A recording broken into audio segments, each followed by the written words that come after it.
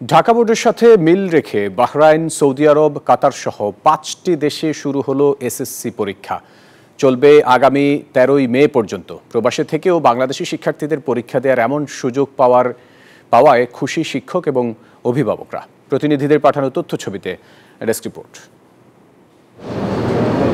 রাজধানী মানামায় বাহরাইনের বাংলাদেশ স্কুল কেন্দ্র। ঢাকার সাথে মিল রেখে স্থানীয় সময় বৃহস্পতিবার সকাল 7টায় শুরু হয় এসএসসি পরীক্ষা। এবছর দেশটিতে অংশ নিয়েছে মোট 69 জন শিক্ষার্থী। বান্ডেল থাকলে প্রতি সেনমানিতে টাকা বাঁচবে। বিকাশ সেনমানি বান্ডেল কিনে জিতুন প্রতি লেনদেনে। পরীক্ষা কেন্দ্র পরিদর্শন করেন বাহরাইনে নিযুক্ত বাংলাদেশের রাষ্ট্রদূত রইস হাসান সরোয়ার। সুন্দর সুশৃঙ্খল পরিবেশে পরীক্ষা অনুষ্ঠিত হওয়ায় সন্তোষ প্রকাশ করেন তিনি। আমরা আশা করি যে বাকি পরীক্ষাগুলো সুন্দরভাবে হবে। স্কুলের সাথে আমাদের সবসময় যোগাযোগ আছে এবং থাকবে। পরবাসে একযোগে অভিন্ন প্রশ্নপত্রে পরীক্ষা অনুষ্ঠিত হওয়ায় খুশি অভিভাবক এবং শিক্ষকরাও।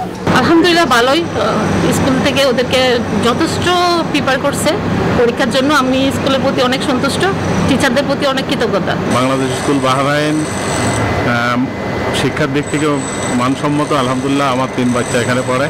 এদিকে ঢাকা শিক্ষা বোর্ডের সাথে মিল রেখে সৌদি আরবেও শুরু হয়েছে এসএসসি পরীক্ষা। রিয়াদ ও জেদ্দা বাংলাদেশ আন্তর্জাতিক বাংলা স্কুল অ্যান্ড কলেজে মোট 150 জন পরীক্ষার্থী অংশ নেয়। সুন্দর পরিবেশে পরীক্ষা হতে দেখে সন্তোষ প্রকাশ করেন রিয়াদ বাংলাদেশ দূতাবাসের মিনিস্টার ও পরীক্ষা নিয়ন্ত্রক ম্যাজিস্ট্রেট। সুন্দর পরিবেশে পরীক্ষা দিতে পেরে খুশি শিক্ষার্থীরাও। Desk report, news 24।